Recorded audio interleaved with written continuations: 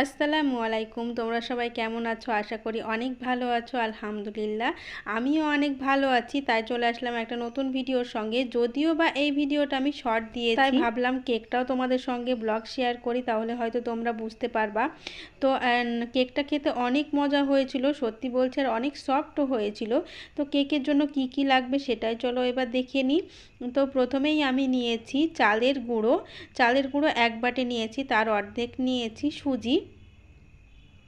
সুজিটা নেওয়ার পর চিনি দিয়ে দিলাম ওর মধ্যে। চিনিটা তোমাদের পরিমাণ অনুযায়ী চিনি নেবে।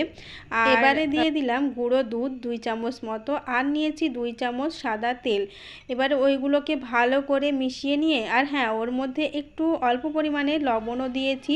ভালো করে একদম মিক্সড করে নিয়ে তারপরে দিয়ে দিব তালের মাড়ি। আর এই যে গোলা তালটাকে আমাদের এখানে তালের মাড়ি বলে। অনেকের অনেক জায়গায় অনেক রকম বলে, আমাদের এখানে যেটা বলে সেটাই তোমাদেরকে বললাম। আর তালের মাড়িটা একবারে না দিয়ে অল্প অল্প করে মিক্সড করলে বেশি ভালো হবে। অনেক সময় হয় না যে একটা কোনো জিনিস করতে গিয়ে একবারে ঢেলে দিলাম, দিয়ে তারপরে পুরো জিনিসটাই নষ্ট হয়ে গেল। তো সেই রকম না করে অল্প অল্প করে দিয়ে মিক্সড করবে।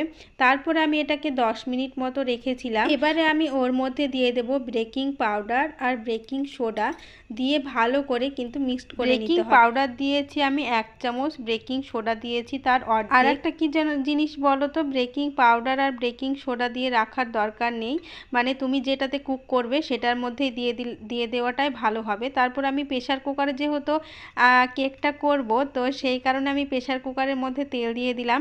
আর আমি ফার্স্ট টাইম কিন্তু তালের কেক করছি, এর আগে কখনোই করিনি। সত্যি কথা বলতে ইউটিউবে অনেক সার্চ করে করে দেখে দেখে তারপর আমি তালের কেকটা বানাতে আসলাম। অনেক দিন থেকেই ফ্রিজে ছিল তালের এই মাড়িটা, তো যাই হোক আজকে বানাতে সাহস করে চলে আসলাম।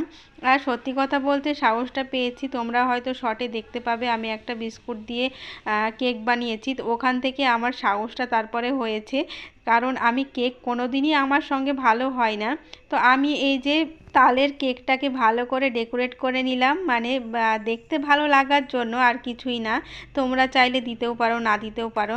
আর তারপরে সিটিটাকে খুলে নিয়ে তারপরে আমি প্রেশার কুকারে দিয়ে হাই ফ্লেমে রেখেছিলাম 2 মিনিট মতো। তারপরে একদম মিডিয়াম টু লো আঁচে দিয়ে রেখেছিলাম 20 মিনিট মতো রেখেছিলাম। তারপরেই কিন্তু সেন্ট বেরাতে শুরু করে দেবে। তোমরা হয়তো বুঝতেই পারবে যখন দেখবে যে সেন্ট বেরাবে একটা তালের, তখনই কিন্তু কেকটা পুরোপুরি হয়ে যাবে। তারপরে আর কি ধৈর্য রাখতে পারলাম না, অমনি নিয়ে এসে আমি হাত ঢুকিয়ে দিয়েছি, মানে তুলতে শুরু করে দিয়েছি। তো আল্লাহর রহমতে কিছু হয়নি আমার হাতে।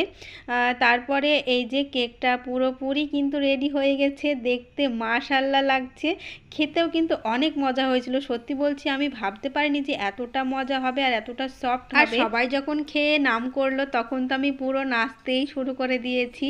আর এই রেসিপিটা যদি ভালো লাগে তোমরা একবার বাড়িতে অবশ্যই তালের কেক প্রেশার কুকারে ট্রাই করে দেখবে। কেমন লাগলো ভিডিওটা অবশ্যই আমাকে জানিও।